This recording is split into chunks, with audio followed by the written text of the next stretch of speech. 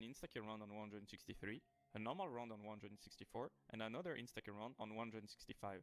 And you consider a normal round is 40 minutes long, while an insta-kill round is 20 minutes long. If you only consider the time to complete these 3 rounds, you will need 1 hour and 20 minutes. Now, let's add a potential dog round, which would be about a minute long. If you get a dog round on 164, then that means you need 41 minutes to complete these 3 rounds. But it's a huge deal. Like, yeah, timing the dog rounds in between your insta-kill rounds, yeah, like look how much of a difference that makes. It's a 39-minute difference in 1 round. If you get it on 163, then it means you will need an hour and 1 minute to complete these 3 rounds. When you get a special round on a round that was supposed to be an insta-kill round, that round will be considered as a missed insta-kill round. While in majority of cases getting special rounds every 4 rounds is better, during these insta-kill rounds, it depends on the situation. It's better to miss the least insta-kill rounds possible, but sometimes it's better to miss earlier to guarantee not missing later on, even though it's obviously out of control. For example, yeah, and how would you even code the game? It's just luck at that point. If you get a dog round on 203, that means you'll play 3 insta-kill rounds in a row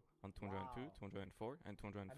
While if you get a dog round on 202, you'll play 3 normal rounds in a row, 200, 201, and 203. Since the gain of time is proportional to the length of rounds, then it is better to miss lower and shorter rounds than higher and very long rounds. It's unbelievable that it's literally been cracked down to a formula. Does this guy have a PhD in COD Zombies? Yeah, chat. Once we finish this video, you're about to graduate with a university degree. I'm telling you. Insta-kill rounds play a major role in Black Ops high rounds, as they can be a huge time loss if you keep on missing them. If you are interested about this, you will find in the description a video made by S-Red, who explains probabilities associated with missing insta-kill rounds.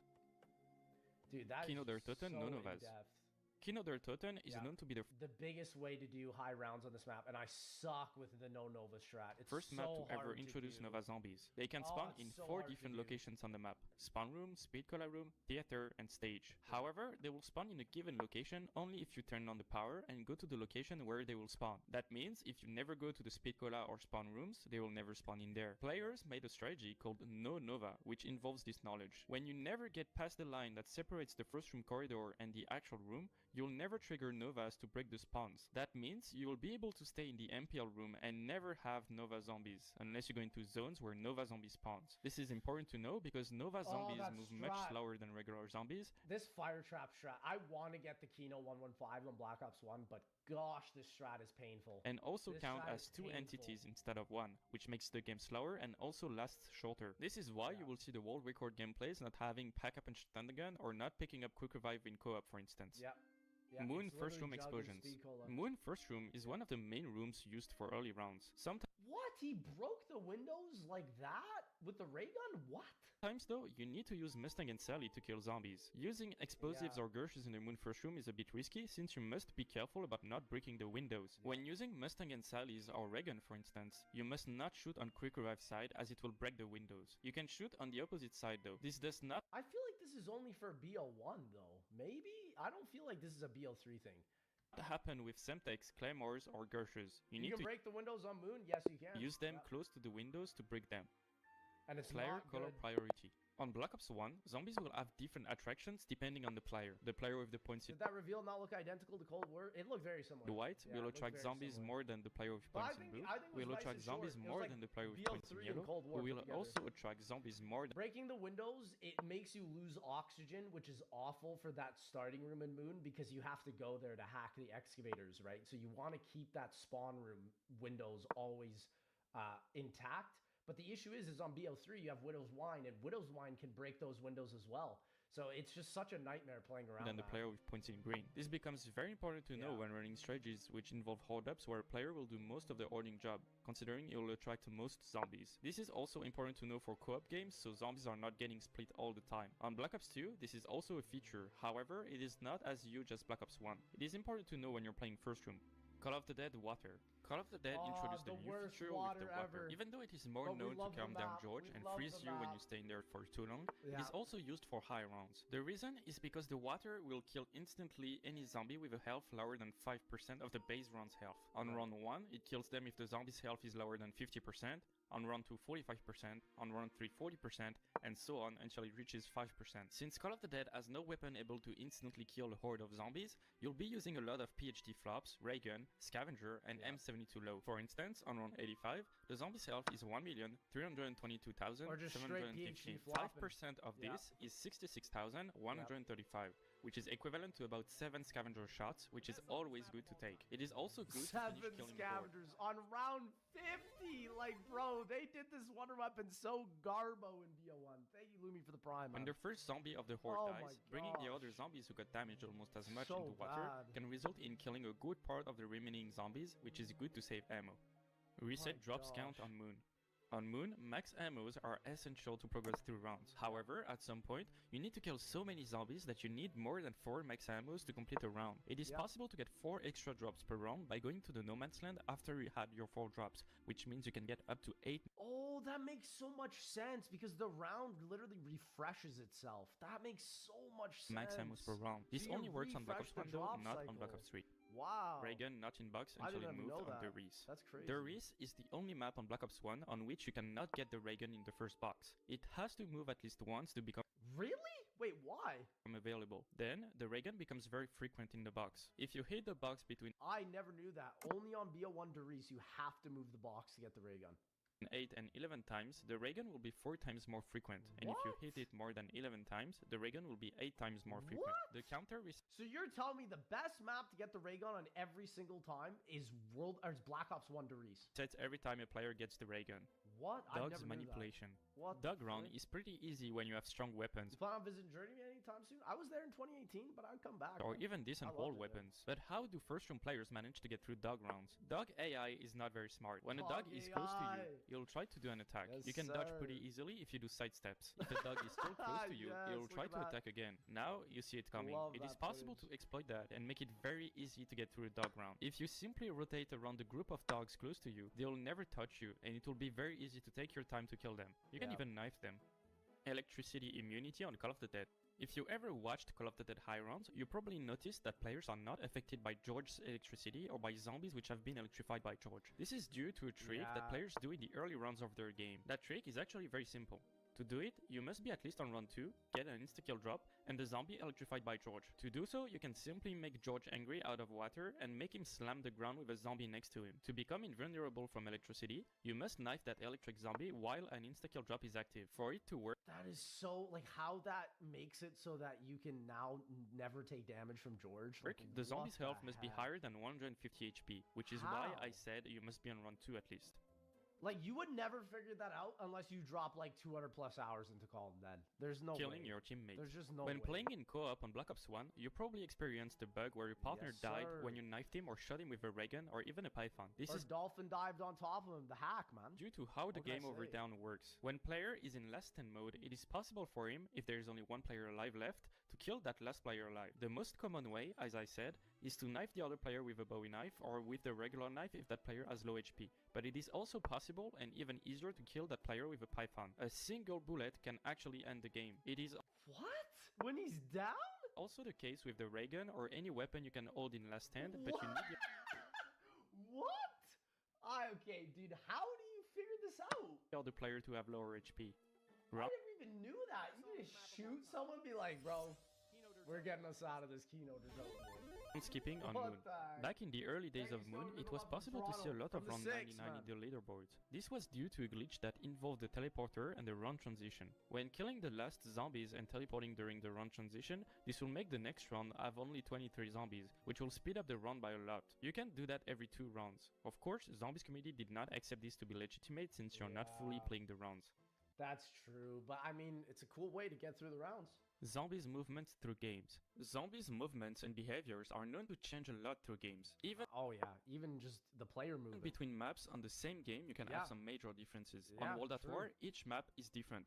Knockdown Totem has regular zombies running, but the difference comes from the attack animation. When zombies attack, they do the slowest animation possible, which means it is almost impossible to go down unless you get stuck. On Verruct, you have what's called super sprinters. These zombies are running much Super faster than sprinters. any zombie in any game, actually going faster than the player if he is not running. Faster than any zombie except for the zombies that run after you at the back of the transit bus. On let me tell Shinonoma, you get the Those regular boys are on zombies we all crack. know, but also some ninja zombies with a different running animation. The Yeah. zombies attack animation animation is also different. They attack much faster than on any other map. Yeah, Shinonuma has the most interesting zombie pattern. It's like only on World at War Shinonuma where they attack in such a weird way. On the East, there are only regular zombies. Black Ops 1 has slight differences depending on the map. Each map has the regular zombies and the same attack speed, except Shinonuma, which kept the same animations as World at War. On maps where you get Nova zombies, a Nova can have a fast speed or a slow speed. On Ascension, when you aim at zombies, they can do a sidestep to avoid bullets, or they can roll on the ground. On Call of the Dead, George also makes zombies run much faster. It's crazy because, in my opinion, you used to see a lot of this in World at War and BO1. You don't really see a lot of new zombies movement nowadays. It's usually just a whole new boss or something, you know? The zombies, I feel like from like BO4 to Cold War have stayed almost the exact same in terms of movement. Faster, about the same speed as World at War Verrückt super sprinters. On both Black Ops 1 and World at War, you can also shoot a zombie with a bullet weapon to reset its attack animation. When you're using a weapon that's true, only on this game with a high fire rate, it is even possible to stun him for a moment.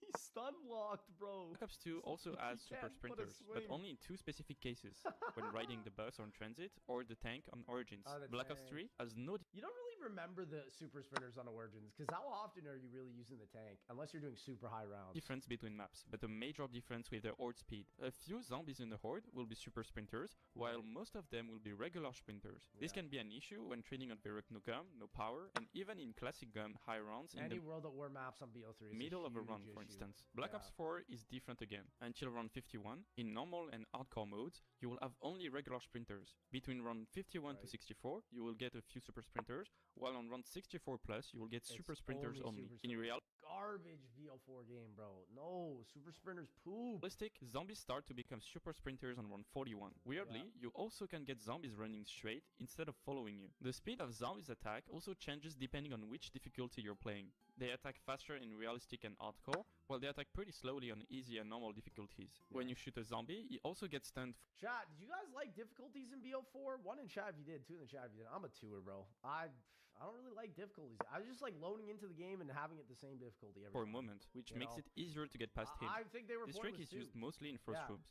Like, look at all this extra stuff they put into the game, and not many people even play it. Go at Curvy Easter egg death barrier. One of the most frustrating things if you don't know about it. If you don't have quick revive at the beginning of the Easter egg boss fight of Gorod Curvy in solo, you can hit a death barrier and the game will end. That is so sad. I've seen so many fail clips from that. Sword exploit. Shadows of Evil has one of the most powerful specialist weapons. You can get the upgraded sword on this map to last longer by getting the sword to attack a zombie and using See, I agree. I don't think difficulty is bad, but I do agree with TD in the chat saying difficulty in BO2 was great. I fully agree with that. I just don't like the way they did it in BO4. Turned on that zombie. The sword can then recharge itself after its energy depletes, and you can even call a second sword while the first is still out, and that sword will recharge the first. Because of this, using turn with the upgraded sword is not considered legit on Shadows of Evil. When using the unupgraded version, you can spam it very fast by holding the slam button and then spamming the attack button. And this is how somebody got to round 200 on last gen with this glitch. This is used mainly in no power to be able to kill zombies. Like, it's so awful to just look at this footage. With the sword, it's just pain. Without upgrading it. Pain. How monkeys work on Ascension.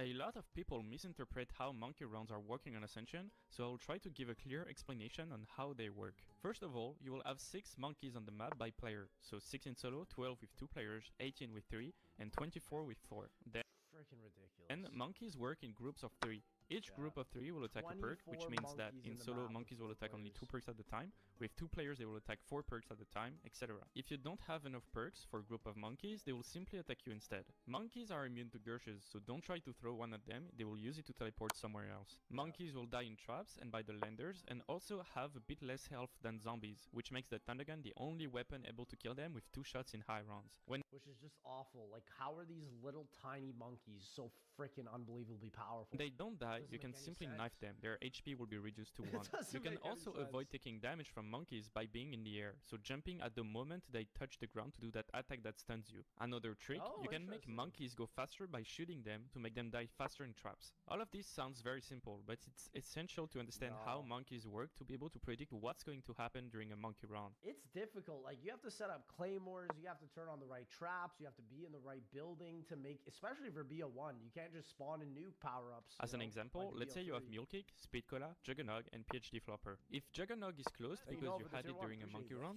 you can anticipate where the monkeys will go simply by looking at their direction as soon as they spawn, and Right. predict what perk each group of monkey will attack. Also, since there are only 2 spawns close to Mule Kick, if the door from Power to Mule Kick is closed, monkeys can go on Speed Cola and Mule Kick only by the stairs. Just by using these few tricks, it is very easy to manipulate and predict monkeys' behaviors, making monkey runs very easy. You just have to play it in a certain way. Yeah, if you're not prepared for monkey rounds, that's when you lose everything, bro. That's when they cook you. Unpatched Liquifier. Yes. When Die Rise came out on Xbox, I wonder if this will be back in Die Rise. the Remastered Liquifier on was BO3. insanely powerful, much more than now. This I weapon wonder. was able to kill zombies until 160 I before provoking wonder. invisible zombies. You could switch weapons and still keep the effect of the chain, and it was making only one puddle when you shot, not multiple when zombies died. For that last effect, it is possible to remove it by shooting 7 bullets on specific spots, which will not make the puddle spawn on the ground. These puddles then stay on the map forever, and zombies will not be able to drop other puddles due to the limit of 8 at the same time. In high round runs, you can shoot 4 times and then shoot the extra shots later on in the game whenever you want to unpatch It just doesn't even make sense. You shoot it at a random wall and the gun becomes unpatched. Like, how does that even the weapon. make The sense? Liquifier will one-hit kill only to 100, and you won't be able to switch weapons to keep the chain, but it will make only one Fully puddle on first functional shot, zombies just like now, when man. Die Rise came out on Xbox. Die Rise history video is crazy. Yeah, and that's where we learned a lot about that. from Moving that history faster video. with Reagan Mark II. The Reagan Mark II is considered one of the best weapons you can get out of the mystery box, especially on Black Ops 2. This is due to how high the damages are and how easy it is to kill zombies with it, but not only. Origins on Black Ops 2 is the best example of it. Players restart until they get the Reagan Mark II out of the first box to avoid getting fire cells, and they Yeah, and I had to do this for the round 100 because the Reagan Mark II is the best weapon against the Panzers. It's better than any staff. keep it the entire game, even when it's unable to kill zombies. Yep. First reason is because you're able to kill the Panzer very easily with it. Yep. Second reason, and the most important, is because you can use the movement recall of the Mark II shots to move faster. To do This is way more important later on in the high rounds too. so, a player Mark would II is shoot goated. while walking and jumping back. This will have the effect of boosting the player's speed. This is very important, considering you'll be able to run some strategies optimally only if you have a weapon capable of making you move faster, especially in the mud. Yep. The Reagan Mark II is not the only weapon capable of making the player move faster thanks to the shoot recall. The Zap guns on Moon or Mustang and Sally are also usable for this purpose. Shooting George on Call of the Dead triggers spawns. Really? During Oh, it does. Yeah, that's why it's better to shoot him immediately as soon as he spawns. the Yeah. first round of So many people actually don't know that. Call of the Dead, zombies 5 will take a hours, while strap to in, spawn. baby. This is due to the game spawning George first for the players to learn his behavior. However, it is possible to trigger zombie spawns as soon as George gets out of water after he has spawned, simply by making him angry. This will trigger zombies to spawn instantly instead of having to wait about 20 seconds, which is useful to save a little bit of time. Right, right. Holding claymores increases damages. You might know about the trick used on Origins where you can It doesn't increase damages, but it makes the animation go by faster. That's what I know. I mean, I literally did the Origins 100 on BO2. get the shield out while killing Yeah, or the zombies shield. Yeah, the shield works with a too. staff. Or the This is claymore. actually one of the side effects when you're Yeah. holding another weapon. When you're holding Yeah. a claymore while killing zombies with the Goes ice by staff, faster. zombies will actually die faster than when Yeah. you're holding the ice staff. Another useful trick is to hold the claymore when you're killing zombies with the PhD Flopper permaperk on Buried. Oh, yeah, it like does more damage. What the heck? This will make you deal much more damage, which is What? very useful when you're playing early rounds. That is so bizarre. Brutus disabling Wait, traps on what? Mob of the Dead. Brutus is Mob of the Dead's mini-boss. He spawns every 4 rounds or when players are hitting the box a little bit too much. It's known that he is able to lock perks, the box and buildables, but he is also able to stop traps. If he spawns in the trap, even though the animation is showing that he is running towards the trap to stop it, the trap is actually stopped as soon as he spawns, which can be Oh, that is confusing. confusing if you don't know about it. So as soon as because usually he does a slam attack that locks things, and I forgot that he actually can turn off the traps. I don't think he turns off the traps in blood, does he? No, I think he does. Yeah, he does. Brutus spawns, even if, for instance, the acid trap is still active, you must not rely on the trap because zombies will be able to go through it without dying. When this happens, you can go through the trap as well, which is useful to quickly kill Brutus. Right, right. Immunity to traps slow effect. One of the biggest downsides of I don't going know about through electric this. traps is the slowing down effect. When a player tries to go through a trap, he'll take damage and also be slowed down, which can cause him to go down if zombies are surrounding him. On World at War, it is possible to get rid of this effect by taking grenade damages before. This is a very important trick What? I didn't even know about what the frick? How are people finding meaning this, man. especially on Wallet or the Reef. I needed to know Darius that. and Traveler What the Gate hell? Trap is bad. Oh yeah, this gate trap caca. Sometimes So you can literally basically like negate the whole movement debuff on that Treyarch adds trap some useless on traps in the World War. game. That's The crazy. Gate Trap on Darius and Traveler is one of them. Instead of killing zombies, this trap is just making zombies respawn. This makes some possible strategies actually not worth it at all. Yeah. Well, I mean, it's also great though to do a round 1 Easter egg. That's why we love the gate trap. Earlier tradeouts. In the first layer, I talked about box weapon tradeouts, which are pretty well known. Black Ops 4 also has this kind of system, but instead of trading weapons, you will be trading perks. When you equip the Secret Sauce perk, you can keep on hitting the perk machine until you get a specific perk. The perk players want to get when they're trading is Bandolier. This perk is used to carry more ammo, but not only. When getting rid of the perk and getting it back, it gives ammo back in the weapon. This is mostly used on Tag der Toten in hardcore mode. Acid Gat damages. That's my boy. The Acid Gat damages are a bit misunderstood, so we'll clear things up here. The Acid Gat, Pack-a-Punch or not, can one-hit kill zombies on low rounds if the damages are high enough. However, in high rounds, it can kill them only if the green sticky projectile is touching a zombie and explodes after, which I didn't even know that it fully takes those guys out. makes it still useful for high rounds to kill zombies, adding the zombies attraction effect on top of that. Even on 200, it actually takes them out. Verruckt traps. Black Ops 3 Verruckt has a lot of differences compared to Black Ops 1 and World at War, with the Wonder Wolf being added or And the the Wonder Feast. movement of But the I will talk systems about and something that zombies makes and the Verruckt everything. trap strategy completely different. Similar to Kilo der Toten on Black Ops 1, by standing in specific spots, you can actually get every single zombie to die in the trap without being able to hit you. Again, this is due to bad It's just design, not a so bug, broken. since zombies are going in the trap and get damaged. Yeah, I remember when people were doing this. This is such a busted way to get the 100. A bug also occurs where the player can get one hit killed. This happens if you're going through a trap while a zombie is going through the Oh, I know. It's trap so at the same moment. garbo. Current Yeah. standing Classic Gumball's world record by Sniper Cat used this knowledge to reach around 255 before reset. That's 2 drops crazy. per round on Shadows of Evil. As I said in really? the first Only layer, you 2? have a max of 4 power-ups a round, but weirdly, Shadows of Evil is the only map which has a limit of 2 power-ups per round. Really? I'd never even noticed that. There isn't Only 2, and there's no explanation. Just that's it. Okay. Rocket and Dogs. To activate the rocket on Darius and Traveler, a power-up must appear. The rocket will go off for the first time when a power-up... This was a huge deal, and I put this in my Easter egg guide, because it's like the fact that you can just spawn a power-up and get the rocket test going, it just makes the map so much more better. appears, then there is roughly a 2 minutes cooldown. Once the cooldown is done, any power-up will activate it. Even using a gum that makes power-ups spawn works as well. If you teleport during a dog round on Darius and Traveler, the dog's health will never increase. It is a bit buggy as not every dog Oh, I never knew that. Wow. will have locked health, so but many most little of them tips will. and It was a tricks bit in hard these to make an maps. entire Wow. section about these 2 individual tricks as they remain pretty simple, but since That is they are very still used simple, and but it's important very for important. speedruns and high rounds, I think it is still important to include them.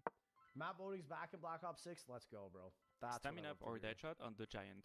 Yeah. The Giant has a few Go to differences Giant with the first. Reese, one of them being the addition of a random between Deadshot or Stamina Up being placed on the left side of spawn room. Obviously, Deadshot is useless, so players will restart until they get Stamina Up, but knowing without a trick if it's Deadshot or Stamina Up would be a pain, because it Thank God that I don't even think this was intended. Like the fact that it requires was to get a gumball which shows which perk is in the game, or if you're playing with Mega Gumballs, you will need to make the 3 monkeys and teleporters step or pick up a perk bottle. What players will do instead if they're playing on PC Is just is see to if the tweak perk texture machine's settings peeking and out. see if there's a weird black texture by the perk, and if it's the case, then it means it is Stamina Up. If not, it's Deadshot. Yeah. Mouse sensitivity bug. On Black Ops 3 PC, for some reason, You can't see it on 360. You have to teleport. Oh, that sucks. there's a weird bug that Yeah, happens it makes sense just because I mean the last gen looks for not mouse and good. keyboard players. When you have a mouse that has a refresh rate of 1000 Hz and you have been playing for several hours, the game will randomly reduce your sensitivity. The reason I get this all the time, bro, when I do high rounds. Yeah, it'll half your sensitivity is the actual case, because I'll have my sensitivity at 1.5, and then I'll be playing for a couple of hours, then I'm like, oh, why is it so slow? But then I bump it up 2 times to 3, and it fixes it. reason is doesn't make unknown, any but it sense. forces players to reduce their On mouse high refresh rounds, no, it doesn't matter what round you're on. It's just after a certain amount of time playing. rate to 500 It's just Hz. random. CI Yeah. Error. Widow's Wine can be I've considered had one that of the so most OP often. perks on Black Ops 3. This perk has a problem Yeah, though. Widow's After a is goated. certain amount of time the perk triggers, your game will crash. Not Yep. only that, But it is also the case if you keep on holding and cancelling your grenade with or without Widow's Wine. It's because it's too many animations all at once. Any burst of animations in zombies usually ends up in crashes. Widow's Wine is very OP to help a player survive, but it's not very good if the main goal is to go as fast as possible, because you don't want slow zombies to mess up the speed of your strategy, and you don't want to crash as well. That rough connection interrupted here. Crash is called the CI error. This error can happen with a lot of triggers too, like breaking windows on Moon, damaging the napalm as soon as it gets out of the ground on Shangri-La, or using the gauntlet on Gorod Krovi. On Dares and Draho, that's why nobody uses gauntlet for high rounds. Like past like round 80, I don't see most people running that gauntlet. It's also possible to get this error by it's such a cool specialist weapon too. Slamming the Ragnarok DG4 too much, but the exact reason and details are unknown. About the napalm, for instance, this prevents players from using fireworks on Shangri-La because it could damage the napalm as soon as it spawns, which would crash the game. Back in I never knew that. Okay. the days, this error would also happen when the game was open and active for about 70 to 75 hours. What active means is the game running without having the console in rest mode or running another application instead. On PC, it would be the same if you don't suspend the application, but it was based on the amount of FPS you had. If you played at 30 FPS, you would actually have double the amount of time you would have on console, and if you played at 120 FPS, you would have half the amount of time. This was a huge issue, especially for PC players, because who would want to play 140 hours at 30 FPS? Thankfully, this bug has been fixed, and it is now many people in 2013 beg to differ, let me tell you. Possible to play the game with any frame rate until reset. Black Ops 4 Insta-kill rounds. I forgot BO4 is insta-kill rounds, but most people will never see them. Rounds are known to be a thing on World at War and Black Ops 1. Strangely enough, they are also a thing on Black Ops 4, but only in hardcore and realistic modes. Another strange thing, zombies seem to remain stuck behind barriers. In normal mode, the zombies' health caps at round 35, making them easy to kill for the entire game. In hardcore, that's wild that the max health cap in BO4 is 35. Like, that's so low, to be honest. The insta-kill rounds start on round 163, just like Black Ops 1. However, they do not have the same pattern. You can see on the screen the known insta-kill rounds. There is a major difference though. Past round 362, it seems like every single round is insta-kill. Also, like the game's fully broken, bruh. During insta-kill rounds, zombies are not able to come out of windows where it's possible to put barricades on. Depending on the map, it can be a good thing, like on 9 or Ancient Evil, but also a bad thing, making these rounds slow like on Blood of the Dead. These insta-kill rounds also happen in realistic mode starting on 81, during rounds you can see on the screen. Realistic has double the amount of zombies of hardcore, so technically, you have to kill as many zombies in both hardcore and realistic to reach insta. But what does it matter when they're literally round 1 health? The like, permanent insta-kill round start is not known yet because players did not reach that round. Yeah, we don't even know. That's crazy. Nobody's gotten past like round 500 on Black Ops 4, I think. Cold War round limit. We talked about the round limit on Black Ops 2 and Black Ops 3, but what about Cold War? Cold War has a round limit of 935, with the same behavior as Black Ops 2 and Black Ops 3. If you finish round 935, it will start round 935 again, instead of going to round 936. For Outbreak mode, there is no round limit, but like Black Ops 4, a round reset happens at round 1024. It goes back to round 0. Then round 1 for round 1025, and so on. Just anybody who's gotten to round 1025 on Outbreak, God bless your poor soul. Please. You just finished the second layer, but that was only just below the surface of the water, which means if you know about all of this, you probably played or watched a good amount of zombies. But I knew a pretty good amount of that, to be honest. So yeah, that's pretty good. The next 3 layers. Now starts the real deal with the third layer, the bottom of the iceberg. Bottom of the iceberg. Oh my gosh. Yeah, there's some crazy ones in this. Box error. Reset is one of the main reasons why a game stops when going for a high round and a very long game. But error, you can only hit the box so many times on the older can games. also end the game on some maps. The first one I will talk about is the box error. This happens only on Black Ops 1 and is the second main reason why games end when it's not a reset. So what is a box error? If you haven't noticed yet, the name of the error contains the word box. This is because the error is mainly related to the mystery box. After a certain amount of box hits, the game will crash. This amount changes depending on a lot of factors. The first factor is the right when you're about to grab it too. Map. On Knockdown so Totten, you'll be able to reach about 4,890 hits before crashing, while on Call of the Dead, it will be near 3,750 box hits. The second it starts drastically lowering because the map started becoming more advanced from World at War 2. Second factor is the amount of zombies on the map. You will be able to get a lot more box hits with 1 zombie on the map than with 24 zombies on the map. That's That's interesting. Third factor is traps. It has been discovered that using a lot of traps during a game can reduce box hits by a lot. As an example, on Ascension, some people erred with 3,300 box hits, while the box error without using traps is actually closer to 4,600 hits. On the Reese, it is also making a huge difference, the lowest error being at 2,000 hits in co-op. Fourth factor is shooting and explosives. A lot of people believe that using explosives in the older games, they just cause so many errors. Yeah, is what causes crashes, while it's actually not true, with a except on raid. Moon, Call of the Dead and Shangri-La, but they will explain that later on. Explosives and shooting are actually triggers. Yeah, welcome on in. We got literally 4 hours left of this iceberg. I'm committed to finish this entire thing today. So far, it's been really good. The first 2 layers, I've known pretty much everything, man. As an example, you won't crash by using explosives with 100 box hits. However, the closer you get to theoretical box error, the higher are the chances you'll crash by using an explosive on the horde. It's only an issue if you damage the horde though. If you kill zombies using explosives during insta-kill rounds, for instance, or if your explosives don't touch the horde, no, that's so sad, bro. It's fine. Explosives and shooting the horde also make it worse for the error when the box is open. Fifth factor is the amount of times the box moves. A teddy bear out of the box will not have as much impact on the box error than any other weapon. Box error is the reason why the solo records for Knockdown Totem and Call of the Dead are so low. To be able to reach insta-kill rounds on Knockdown Totem, you would need an average of about 10 hits per Tanagon, while you have 23 weapons in the box. And it's crazy because even with the new VR11 strat, yeah, simply just because of the way the mystery box is on Call of the Dead, it's still difficult. Round 100 on Call of the Dead was out of reach until now because you don't have an insta-kill weapon except the VR11, which kills only 1 zombie per 1 zombie, meaning you needed about 20 VR11 to complete the round 90 plus. I said until now, and you'll understand why later in the video. This error only happens on World at War and Black Ops 1 though. The real explanation behind the box error is actually due to threads being started and not being stopped, and the number of viables a thread holds. This is what happens with the box, and even though not all of the code has been checked, probably what happens with everything that reduces the box error.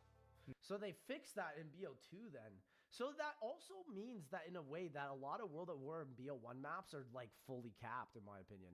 Non-legit custom textures. That's pretty interesting. I talked previously of custom textures and how they were allowed by the The whole map is visible, bro. Look at that. However, some people attempted to exploit the modification of textures to their advantage. When you run through an electric trap, you'll see an electric effect on your screen. It is possible to remove this effect by replacing the texture in the... And see, it's interesting because in BO6, right, we're getting a whole new, like, cannon trap. Like, how is that gonna work as well? Like, is that gonna be insta-kill? Bro, if a cannon trap isn't insta-kill, yet this tiny beam of electricity is... What the frick are we doing, the bro? game files with a black image, which will give you a huge advantage on maps where you run through traps, like Kino Dirt. Like, if this is insta-kill and the big cannon in the trailer isn't, I'm gonna be upset. Totem, 5, or the Reese. I mentioned electric trap effect textures, but it can go as far as removing entire map textures to be able... Dude, there's no leaves in the map. Dude, Numa looks like a ghost town without leaves. To see zombies more easily, like on Numa. It's pretty simple to say no to these textures, as it's obviously an attempt to make a map easier. Some other textures are harder to have an opinion on. If you take Zewer's custom textures... Queso Zombie might not be able to die from it, I agree. He's packing. For Shinonuma as an example, he changed zombies' clothes textures to make them match the color of the map. Shinonuma looks like a snow map, bro. Which doesn't give players an advantage. But it's easy to change these textures to make it all pink or light green, and in that case you'll be able to see zombies much better. But is it really an issue though? High-skilled players could just play the same game without these controversial textures and still compete. But it wouldn't be really fair since it can still catch your eyes on a zombie you wouldn't... I never say it's fair because it's like you have to play on the same grounds as console players, and console players can't just swap in and out in textures, you know? So I do kind of agree with that. I've caught other... You happy about set characters? I really am. This isn't really a debate for zombies community since people do whatever they want, but if a game was played with these controversial textures, zombies community would definitely get into endless debates. Yeah. Drop and gun cycles. Back in the days, players thought that power-ups were given to the player randomly, but it's not the case. No. Well, it is the case, but it's a process of elimination, but it is random once you figure them out. It's limited to an extent. Actually, the game will get all the power-ups available for the map and put them into a list and shuffle that list. Let's take Verrug on Black Ops 1. You have 5 drops available: Insta-kill, double points, nuke, max ammo, and carpenter. When you spawn on the map, the list I talked about previously will be randomized, which means that when you kill a zombie, you are able to get any of the 5 drops I mentioned before, except the carpenter carpenter if you don't have 4 windows or less opened on the map. So back to the list. Let's say I get the double points first. That means I can't get the double points anymore until I got all other drops for the given list, which means I have to get insta-kill, nuke, max ammo and carpenter if it's available. Now keep that in mind until you get all the drops from the list. What will the game do? Well, if you finish the given list, the game will get all the possible drops you can get from the map and make another list, and repeat each time you get all the drops possible on the See, it's so interesting how the power-ups have such an in-depth list system, yet the mystery box is just, oh, random. Oh, here's the PM63. Oh, friggin' here you go. the map. This is what is called the drop cycle. Some people were confused about the fact they were able to get 2 of the same power-ups in a row. That simply means the last power-up of the cycle was the same as the first power-up of the next cycle. This is also used in the middle of the game to know quickly when the drop cycle started. This is one of the most useful things to know about in zombies when you're going for a record. I agree, because it literally can allow you to get better power-ups that increase so much time. Like getting an insta-kill, a double insta-kill. Use case can be very different. On the Rock, for instance, you spend the early runs camping in the kitchen or speed cola zone depending on the high run strategy you're running, which means you only have 2 windows open, therefore no carpenter drop. Knowing when your drop cycle starts and when it ends is important to know when you're likely to get your max ammo or an insta-kill, etc. As an example, if you're low on ammo and you got every power up in your cycle except max ammo, then you know the next drop you'll get will be a max ammo, which means you can hope for it to drop. Another use case is manipulation of the drop cycle. I understand why it took so long for people to understand that concept, like getting drop cycles and getting certain power-ups in a row, because it was very confusing. But now when you understand it's only 4 around, it makes so much more sense. If you already had your max ammo at the start of the cycle, you know you won't be able to get it until your cycle is done, which means you have to be careful about your ammo usage until you reach the end of the cycle. And also, it means you have to force power-ups to drop if you want to have a chance to get another max ammo. Final case is abusing the drop cycle. On some maps, you can force the game to give you a full cycle per round. On Black Ops 1 Shangri-La, this is used to be able to play the map as long as possible without running out of ammo, saving a lot of time and making the game easier for the player. The baby gun is the wonder weapon. This is an interesting strat. I might do a Shang BO1 round 100 if this is all you have to do. Just go back and forth. Of the map. It's turning the zombies into babies, so you can kill them easily with a Semtex or you can even walk on them. It has a lot of ammo when pack-a-punched, and if you get a max ammo per round, you can play to about round 109 without having to trade out the weapon. How to force that to happen then? Well, you can get up to 4 drops a round, and the lowest amount of drop you can get per cycle on Black Ops 1 Shangri-La is 4, as long as you don't let carpenters and fire sales happen. For carpenters, it's pretty simple, we just have to not let 5 windows or more open. For fire sales, that means you can only hit the box a couple of times to get your baby gun, between 4 and 8, before it moves. Final step is to get your drop cycle synced. So fast. I mean, dang, maybe Shang isn't as bad as I thought, man. Someone make a cursed Shang map? Sheesh, I'm on it. Up with the rounds. What does that mean? When the round starts, you must have the drop cycle starting. When the run ends, you must have gotten all 4 power-ups from the cycle. Obviously, if you had to restart until it happened to have the perfect game, that would be a pain, so you can also force that to happen. You can let carpenters spawn to shift the cycle. If your cycle was starting 2 power-ups after you started the round, that means you need to get 2 carpenters to make it perfect. If it started 1 power-up after you started the round, that means you need 3. It's unreal, because like carpenters just mess up the drop cycle so bad in BO1. It's just because they suck, man. Do you think there will be a mastery camo for BO6? Oh, if you had 3 after you started the round, you need 1. It'll probably be sick. The Cold War ones were phenomenal. Of course, this is by taking into account my head you is always about to get be, bro, I'm about to be the Google database of zombies knowledge. Drops around, which is not always the case. Sometimes you can be unlucky and get less than 4, which has less chance to happen the higher the round since you kill more zombies, therefore increasing the chances to get power-ups. To finish on that part, what's valid about the drop cycle is also valid for gumballs. On Black Ops 3, you can get gumballs from the machines. These gumballs follow the exact same logic as power-ups. It's actually more useful than a drop cycle. The example I gave before about knowing... Yeah, it's so interesting that the power-up and the gobblegum like formula are basically the same. It's so true. They're basically the same. Yet the biggest mechanic I would say in zombies, the mystery box, it's just freaking random. They just don't care. They're just like, here you go. Here's the weapon. When you'll be guaranteed to get the max ammo. And it's even worse on Cold War, because when everything's fully random and you have like 5 different variations of every gun with every rarity, how the frick are you gonna get the wonder weapon, bro? As your next drop can be applied for gumballs too. If you tried both cycles, you can also time it to not have to use, for instance, an alchemical antithesis if you know you are about to get the max ammo from the drop cycle. Gumball cycle is important no matter what, because you also have strategies where you only use AATs, meaning the only thing that matters in cycles are gumballs able to get you out of a bad situation, like in plain sight, anywhere but here, or other gumballs like Lucky Crit. Let's say you got alchemical antithesis from the previous cycle, Right. and you keep hitting the gumball machine until you reach 4 out of 5 in your cycle. If your last gumball is also alchemical antithesis, that means you don't have to worry about ammo for a long moment, since it means you're able to hold one and you're guaranteed to get another. Yeah, you're guaranteed to get it. That was the nicest part about it. It was like the drop cycle, but it was way more manipulated because you were able to choose when you wanted it or not. The one Not just like drops. the next time you'll hit the machine. I hope you understood the logic behind the cycles and how important they are for any type of player, from speedrunners to high-room players to first-room players. Right. Unique weapons. As most people know, some weapons are obtainable by only one player at a time, like the Thundergun, the Wave Gun, the Baby Gun, Origin Staff, etc. Some weapons aren't very known to be unique as well. This includes Matryoshkas, ballistic knives, and crossbow on Black Ops 1. This is Yeah, it's weird that those only one player can have these. useful Very to know when you're bizarre. playing maps like Knockdown Total and Black Ops 1 in Do you think be a guest to the Going Dark podcast? Yeah, absolutely, bro. I would love to go on. co-op. there. If That'd the be so other much fun. player holds the ballistic knives and the crossbow, that means the player trading the Thundergun to get it back in the box will have more chances to get it at each box hit, since there will be 2 weapons less in the box. It's used on every trade map on Black Ops 1 and Black Ops 3, and Right. even survival maps on Black Ops 2. Dude, split screen knocked around 100 on BO1. This is mad. What the frick am Fast I watching? shooting.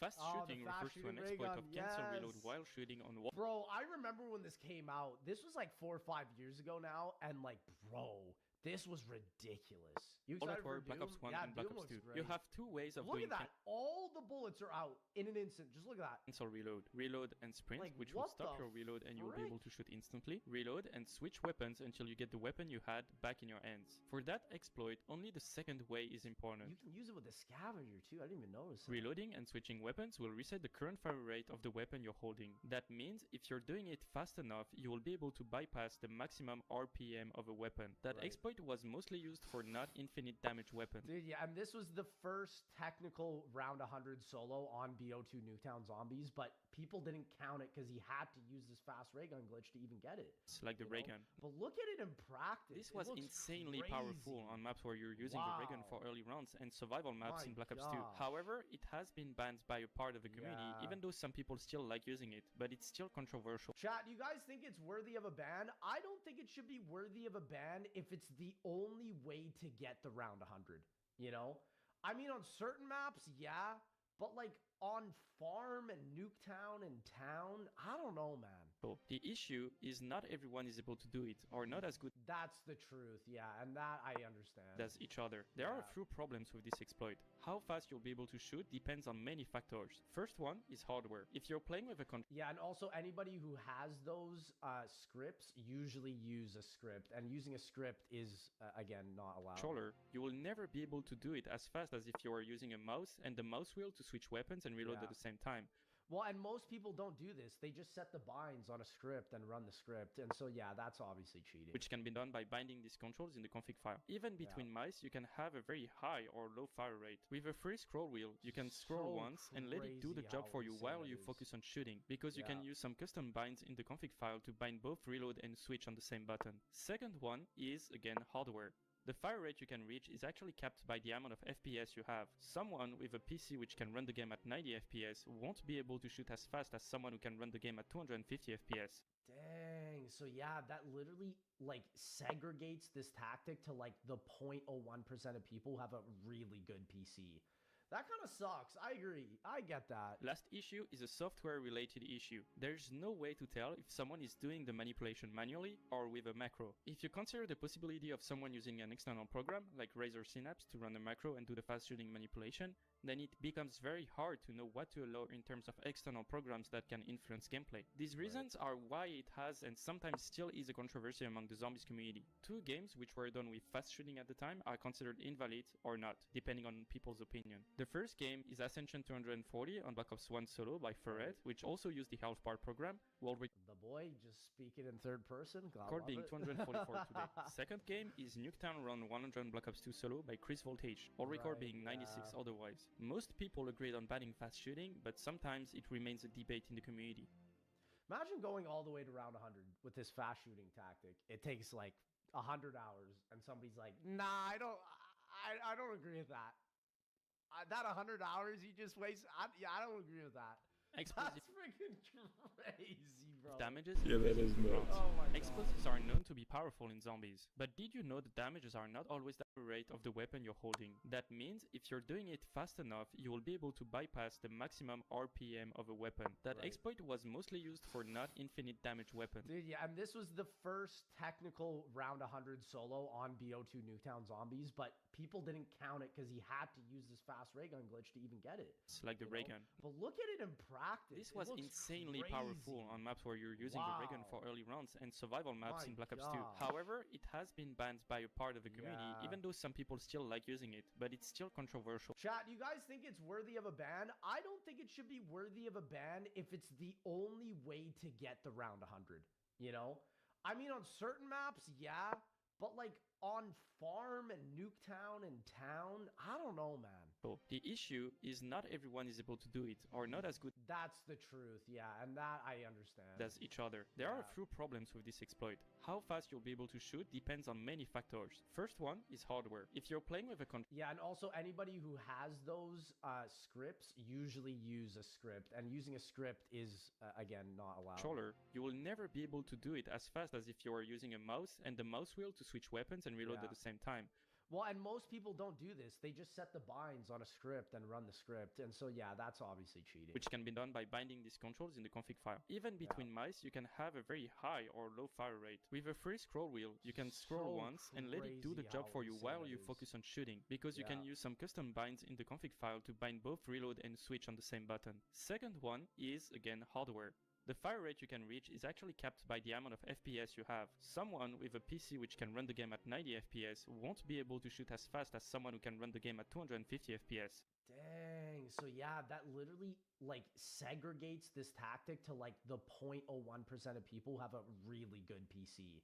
That kind of sucks. I agree. I get that. Last issue is a software-related issue. There's no way to tell if someone is doing the manipulation manually or with a macro. If you consider the possibility of someone using an external program, like Razer Synapse, to run a macro and do the fast shooting manipulation, then it becomes very hard to know what to allow in terms of external programs that can influence gameplay. These reasons are why it has and sometimes still is a controversy among the zombies community. Two games which were done with fast shooting at the time are considered invalid or not, depending on people's opinion. The first game is Ascension 240 on Black Ops 1 Solo by Ferret, which also used the Health Bar program, while The boy just speaking in third person. God, recording love it. 244 today. Second game is Nuketown Run 100 Black Ops 2 Solo by Chris Voltage, all record Right, being 96 yeah. otherwise. Most people agreed on banning fast shooting, but sometimes it remains a debate in the community.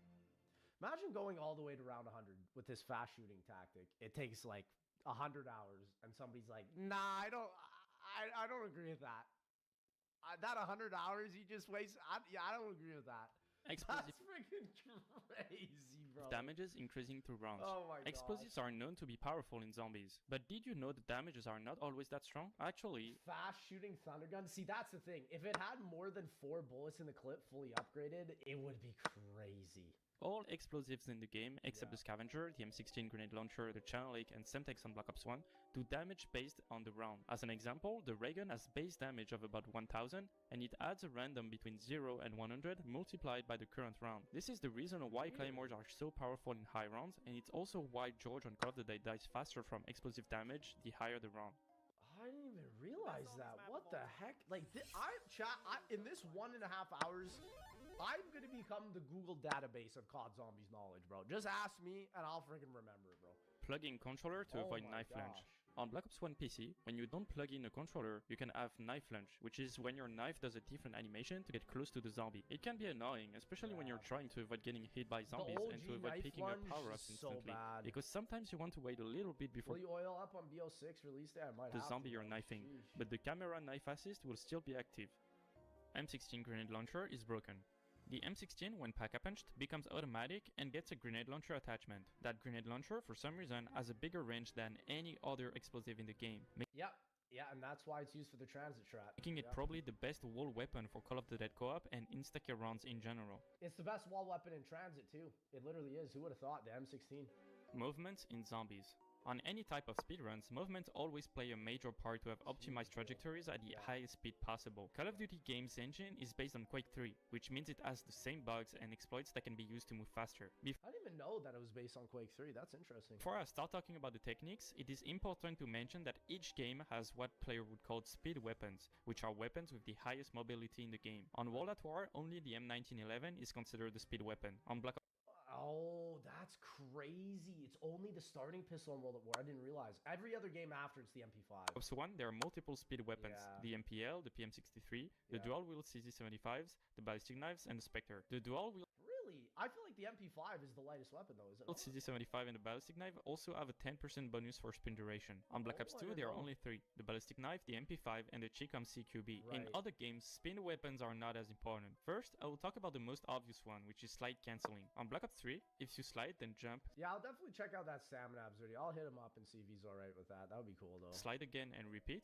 This will make you move as fast as when you sprint and won't cost you any stamina, making you move extremely faster on the map. The second technique is also well known, strafe jumps, but I will talk about the addition of bunny hopping, and I will That was such a clean strafe jump. The strafe jumps in BO1 to Reese, were just so iconic. literally quote Wikipedia on this one, as it gives a good and detailed explanation. The controls are typically as follows. The player holds the move forward key, accelerating to the maximum walking speed. The player jumps and simultaneously starts holding either. Dude, this clip, I'm trying to recreate this on Die Rise Remastered, the way you're able to hit parkour so effortlessly with the BO2 system. The strafe left or I the strafe really right want to key, make in addition sure to the this move is forward intact. key. While airborne, so the player clean. moves the mouse slowly in the direction they're strafing. This turns the character and directs the acceleration to an angle that lets the player break the speed cap to prevent speed loss from That's crazy. He just strafed that. What the frick? ground friction. The player immediately jumps again on landing. Strafe jumping this way will slowly curve the player's trajectory, so to compensate, the player can switch the direction of strafing and mouse movements to the opposite direction.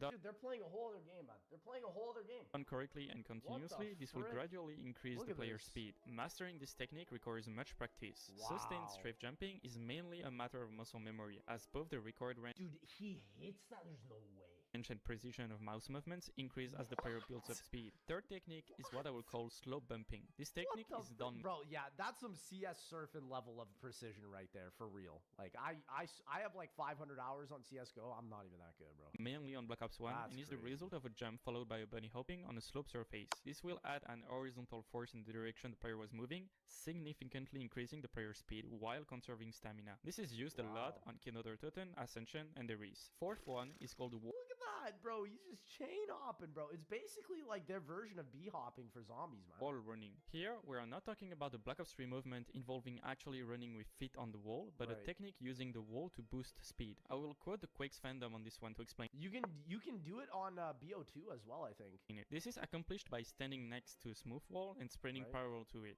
The player must then aim very slightly towards the wall and strafe into it. For example, if the wall was on the right of the player, they will look slightly right and hold D to move right, while, of course, holding W and sprint. Bro, what the frick? It's like he's moving with stamina up in World at War. Similarly, What the if the heck? wall was on the left of the player, they will look slightly left so they are facing towards the wall, What the heck? This is beyond me, and bro. hold W, A, and sprint. This technique What can the also be heck? done while crouching or walking. Fifth and last technique is called ground strafing, or what people call screen shaking. This is Oh, I'd be doing the screen shakes, no lie. accomplished by strafing in the direction you're rotating your camera, which means you It can go works. faster if you alternate between left and right strafing. It makes you go faster, and it makes it harder for the zombies to hit you. I guarantee you, it's true. While moving your camera left and right as well. A Call of like, Duty look at speedrunner this. named Look at that. Sado made a Black Ops 1 movement guide, Oh my which I recommend everyone to watch as it is detailed and very well explained. You can find the Wow. link in the description. I gotta check these out for sure. Advanced That spawn was controls. nasty. I talked about simple spawn controls in the first layer, and I'm now back to talk about advanced spawn controls. What I said in the first layer is that zombies will simply spawn in the zone you are in, and in zones next to the current zone. But this is not always true and accurate for every situation. A zone is not always limited by a door. If you take Shangri-La, opening the zone which contains M16 and Semtex will actually unlock two separate zones. Right, because that area is kind of a weird room. It's basically like 2 rooms in one. One being M16 room, the other being Semtex room. When standing in Semtex, zombies will come from the AK room if it's open, and the M16 room. When in the M16 room, zombies will come from the power room if it's open, and the Semtex room. Mob of the Dead's cafeteria is another good example. When standing in the backside of the room, zombies will spawn from only 3 windows in the cafeteria. Another thing is special zombies spawn controls. The most known is Revelation Strategy, which consists in standing close to the wall on the right side of the box at Verrug's kitchen, close to the trap switch, which will make zombies come from only 2 windows without activating the special enemy spawns.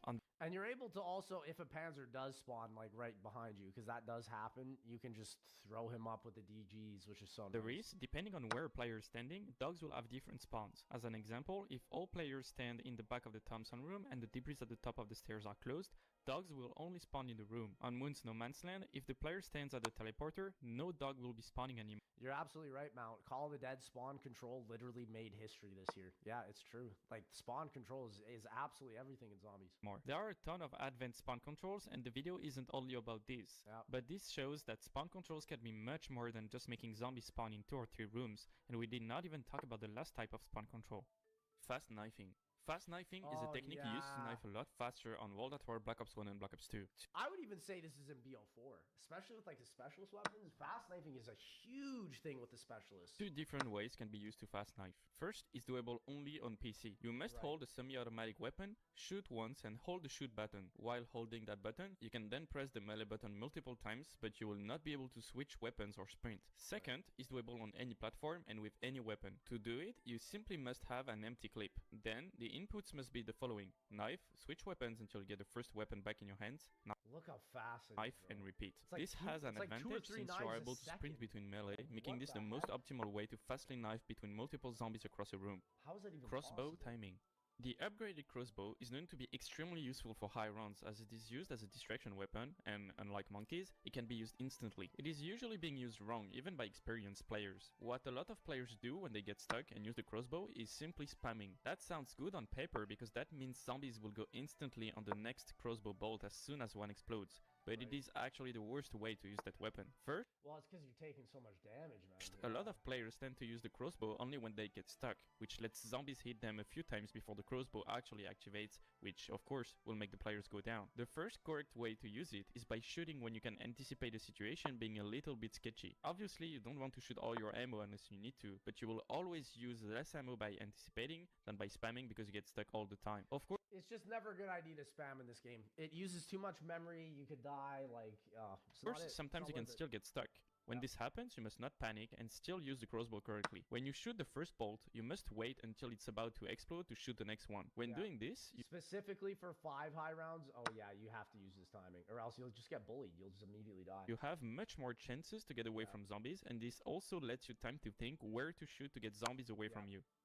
Mule Kick weapon order. Mule Kick is one of the most useful perks in zombies as it lets players carry multiple weapons. However, some people may see a downside to it, losing one of your weapons when you lose the perk. In high rounds, it can also be an issue if the weapon you lose is a wonder weapon, for instance, but it is possible to predict which weapon you will lose. The way weapons work is by using slots. You can see that as an inventory. Mule Kick simply gives you an extra inventory slot. Let's say you start a game, buy the M14, then hit the box a couple times, get the thunder gun, and replace the M14. That means only the second slot was changed. Your first weapons remains the M1911 and the second weapon is the thunder gun. Now, I had to really understand this basically when Mule Kick came into the game, because it was so confusing where you'd have 2 weapons, right, that you pick up, you buy Mule Kick, get a 3rd weapon, and then you lose the weapon in weapon slot 1, and you'd be like, what the frick is just happening, right?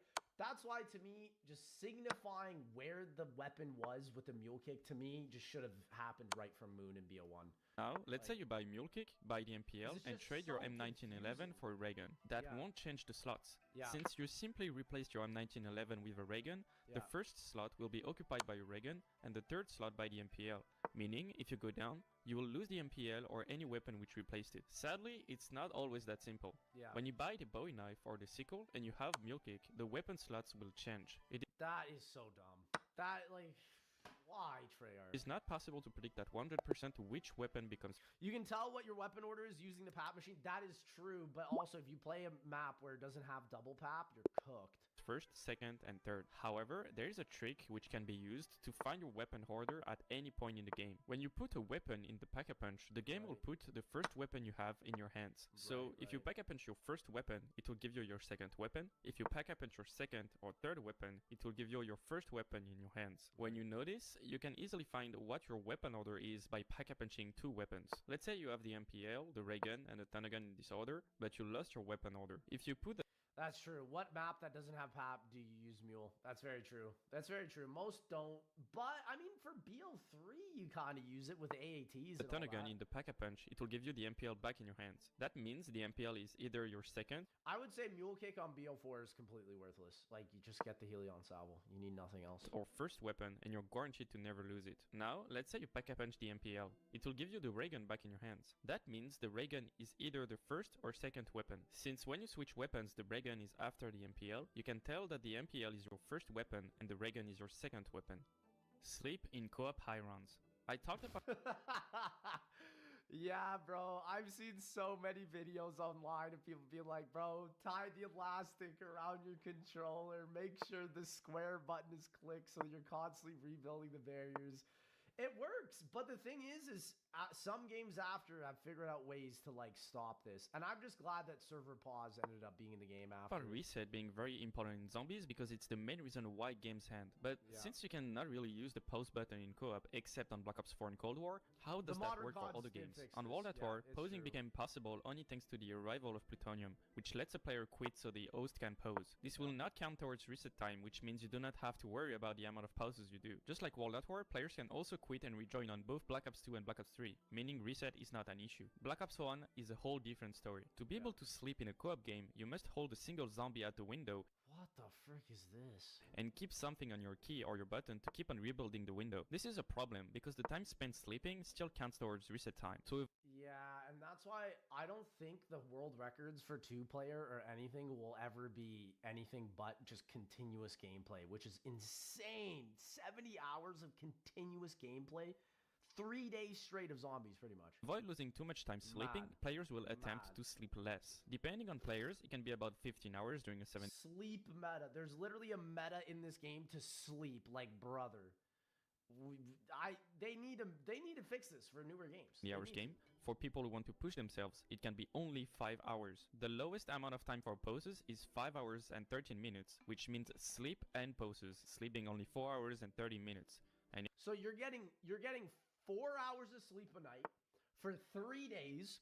So that's 16 hours of sleep in 3 days. I would cry by the end of it, bro. Yes, I'm talking about Sully and me on Kino. Obviously, this is not recommended to do. You have to keep in mind that this is recorded only to get a world It's so bad for your health doing this too. record. World record. I want to insist on that because it is not something safe and easy to do if you are not prepared or if you don't know your body enough when you push yourself. It is also not a reason to do any kind of drugs to compensate for the lack of sleep as well. Dude, we got zombie-enhancing drugs, man. What is this? really want these words to be heard by everyone because some people think that it is a normal and known thing to take drugs like Adderall to be able to play co-op games, which Dude, really? Is that actually a thing? There's no shot. is absolutely not. Because That is insane. I've never heard of that in my life. What the frick? COD Zombies drug meta, apparently. of These high rounders, man, they thinking different, let me tell you. how little sleep and breaks players get on Black Ops 1, co-op games are much more impressive as it requires both players to stay focused, awake, and ready to revive their partner in any situation, That's freaking insane, bro.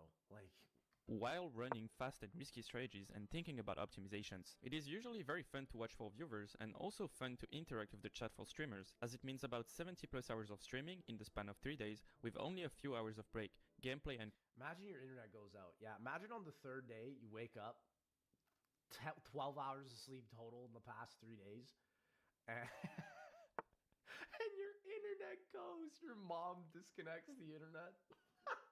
content being the only things to matter during this time span. No, Trap timing.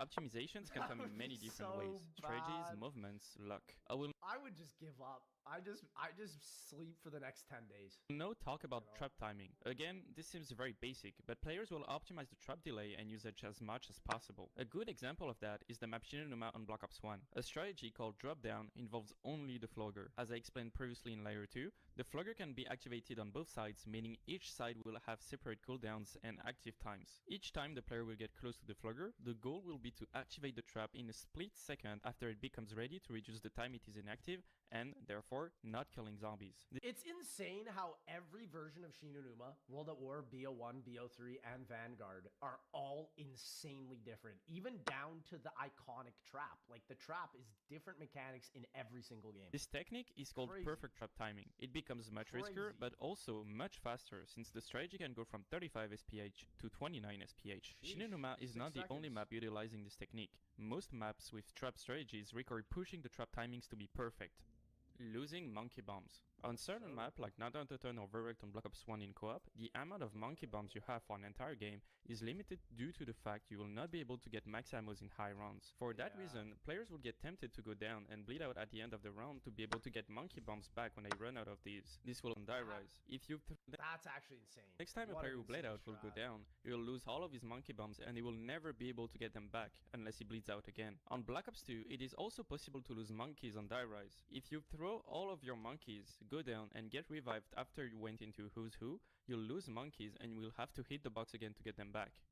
Vanishing visual effects. Weird. On Black Ops 3 Shinonuma, when you reach higher rounds, you'll notice that the map starts to hide a lot of visual effects. The trap electricity, the power Specifically on Shinonuma on BO3. up lights, hates, his effects, really all of these will be gone. On Black Ops 4 Ancient Evil, this is also the case. You Oh my gosh, the zombies are like not even there. can see Stone Cold, you can see power-ups, you can see the end of Karen's skeleton hands. In both cases, But this was their attempt at trying to save assets for you to get higher rounds, so I think it's kind of cool. when it starts happening, it remains the case for the entire game. Black Ops 4 high rounds also have this issue when you're reaching very high rounds. The entire HUD is actually very weird. Perks and other things of the UI keep on loading for some reason.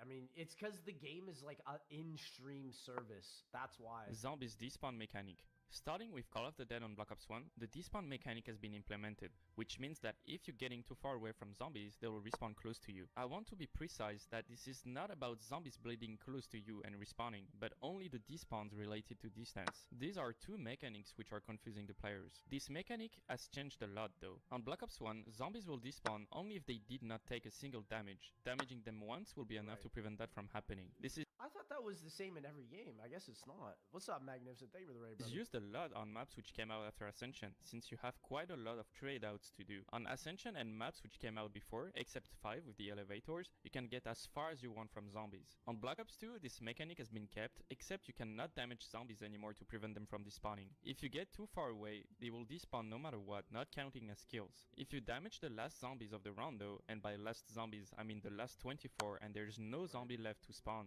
they will die instead of respawning. This is mostly used on Right, yeah. So in BO2 they die, which this was one of the worst mistakes I think Treyarch ever made. When they messed with the crawler mechanics back in BO1, Buried and Origins. On Black Ops 3, Black Ops 4 and then they kind of kept it in ever since after BO2. The bleed out times, I hate that, man. Cold War, it's a lot different. Distance is not the only factor. Gifting a sub to Amaranth, that is just not it. I'm not even gonna thank you for that. Since the amount of spawn zones that separates the player from zombies is also important. I ain't even gonna thank you for that. The despawn mechanic is much more aggressive, but it's also possible to use it to your advantage. You see, usually in other games, players tend to not move a lot from where they started the round, because they would have to wait for a couple of zombies to get through zones, which is much slower. But on Black Ops 3, zombies which despawn will respawn instantly at any round. Let's say 10 zombies despawn on Moon, and you reach a room which has only one window. These zombies will all respawn in that window very fast without a spawn delay between each of these 10 zombies. So in a way, it actually can be very useful. Unlike Black Ops 2, players cannot damage the last zombies of the round to end it with the despawn mechanic though. There is something I did not mention about despawns. On Black Ops 1, Who are you? I don't know. Who am I? The truth lies. That's what I heard. Black Ops 6, man. That's what they told me. And Black Ops 2, zombies will tend to not despawn as much if you're looking at them, even through walls. On Black Ops 1, the game checks every 10 seconds for the distance check. So, as a player, you would check every time the timer shows 0, 0, 10, 20, 30, 40, or 50 seconds to look at the zombies at these specific timings. It is also the case on Black Ops 3, but again, it is much more aggressive and you can actually take advantage of that if you want to trigger specific respawn without having to kill zombies. Reduced graphic content. The fact that it's just so in-depth every game, even just with like bleed out times, is... Reduced graphic content is a setting in Zombies game which has different influences. On World at War, it mainly prevents people from crashing. On Black Ops 1, depending on the map, it will have different effects. First, reducing graphic content is usable only in solo. On every map, using reduced graphic content will reduce entities and make reset longer. On some maps, it gives extra minutes, like 5 or Moon, while on some others, it can give more than 5 hours. They kind of removed this option after BO2, right? I don't think you see graphic content as an option in the settings anymore. Like Verruct or Shinonuma. The side effect is that zombies will not be able to crawl or lose their head anymore, which can be bad or good depending on the situation. It is also suspected that reduced graphic content makes the game more stable, but it hasn't been confirmed yet. I will talk about other effects later. Probably, but I don't know. On Black Ops 2, reduced graphic content can only be activated from the campaign menu and doesn't seem to change anything. In campaign, that's so bizarre. Black Ops 3 on some maps, reduced graphic content will prevent invisible zombies. It does not remove headless zombies and crawlers though. At first, reduced graphic content was made to remove all blood and what would be considered as too violent content. But it turned out to have an insane effect in games, gameplay or stability wise, which the developers probably never thought about. Ascension Centrifuge. Oh, the goated spawn room of all time, bro.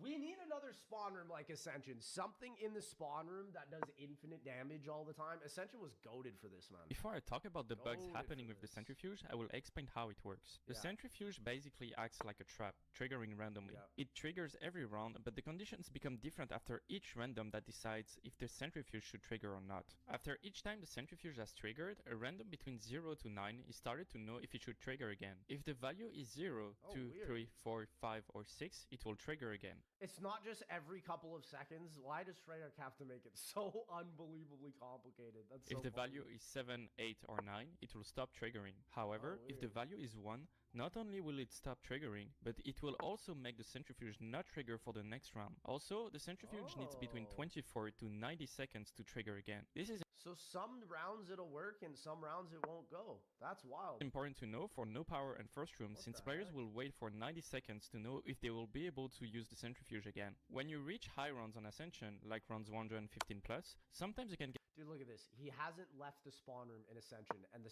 centrifuge is so good he got to round 150. Like, what the frick? Get some invisible zombies due to the centrifuge. Sometimes a few... Oh, never mind. It's mod game. He had 28 kills. I mean, unless he's using the centrifuge zombies the whole time. No shot. Killed, if not the entire horde, will turn into invisible zombies. On paper, this sounds like a huge issue, but it's actually good and I will explain why. No, I think when zombies just doing this legit. What the frick? Become invisible, they have 1 HP, which means you can kill them with anything, like a grenade for instance. That means you are able to get drops from these zombies when you were not able to in the first place. This is used especially during the Ascension No Power challenge. You can also kind of see them by looking at the crosshair. When it turns red, it means you're aiming at one of these invisible zombies. Last thing, these invisible zombies aren't actually a threat, because they cannot hit you even if you get trapped by them. Sometimes these bugs are a pain to deal with, but sometimes they are profitable for players, even though they can seem bad on paper. Windows on 5. It's just so fascinating that like the centrifuge has such, it's like a huge mechanic where it's also random in a way kind of similar to the drops and the gobblegums.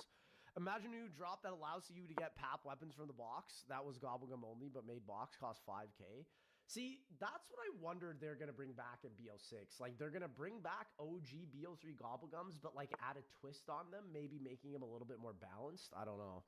That would be pretty interesting. 5 is known to be one of the hardest maps for casual players, mainly due to the lack of one-hit killing weapon. This means in high rounds you have no other way to kill zombies than using the traps at the top floor. How do zombie players manage to survive in these top floors while optimizing the strategy speed? To begin, it is important to understand how the top floor spawns work. When you start the map, even though zombies can come out of 6 different spawns, 4 windows and 2 walls, only 4 of these spawns in the first room will be active. They don't remain the same for active spawns for the entire game though. Each time the bottom elevator is moving, the 4 active spawns in the first room will change. It is also the case when the player goes into the backup and like how? How, bro? How do you figure this out? This is crazy. Boom. This means you have 15 possible combinations, but only a specific one is used for high rounds. What players do for high rounds is to keep on moving the bottom elevator after they pack-a-punch the crossbow and ray gun until they get the right windows at the top floor. Since players have to pack-a-punch the stakeout for insta-kill rounds, they also set windows when they reach insta-kill rounds, since going to pack-a-punch changes the active top floor windows. What if they have side effects for a short amount of time? To me, that would be the greatest innovation, because it would literally be bringing it back to what BO1 did with the pack punch, like 5, where you like put a PM63 in the pack punch, you're like, oh my gosh, comes out dual wield. Like, it's like, whoa, it's a whole new thing, bro. We need more of that, you know? There is a little difference with the early game because the bottom elevator needs to be at the middle floor for insta-kill rounds to be played with the stakeout. This mechanic plays a huge role in 5 high rounds.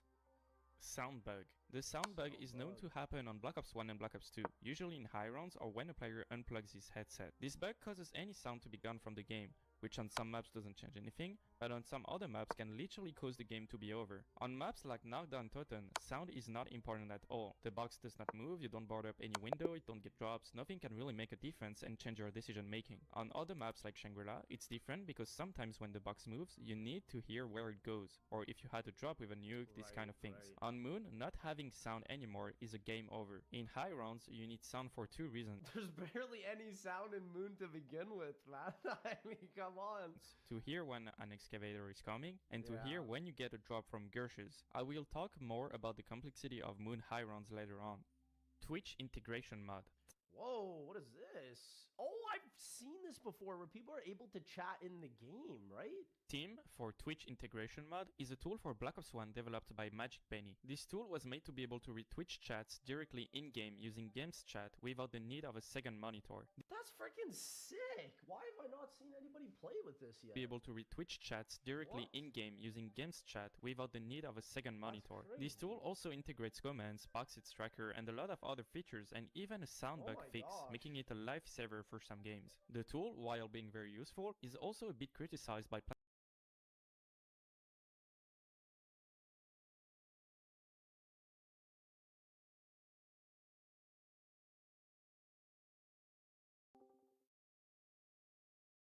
Pimpin'? What it do, Jit? Pimpin'? Hello? Oh, I just, hold up. Keenan, today's a Saturday. Hello? Hello? Pimpin'. What up? No. Oh, no. No.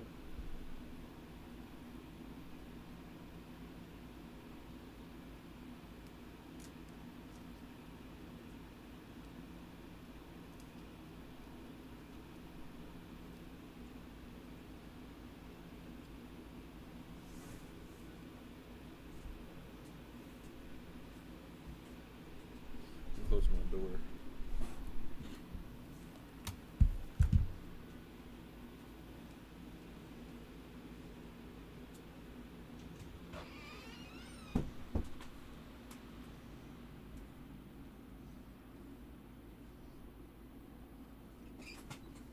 Dude, Alibi's kind of fire, bro. I'm not gonna lie. Huh? Alibi is kind of fire. I'm not gonna lie. He said, did you see it? Did you see it? On the left side of the door frame. Barely visible. For my roommate's door.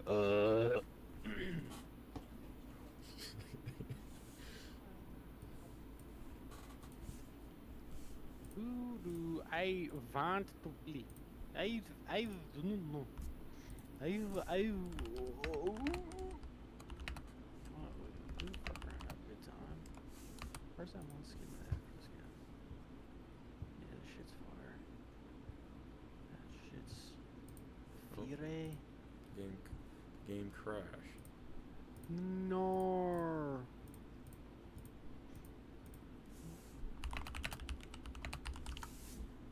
The champ on my team is going 0-2. That's pretty cool.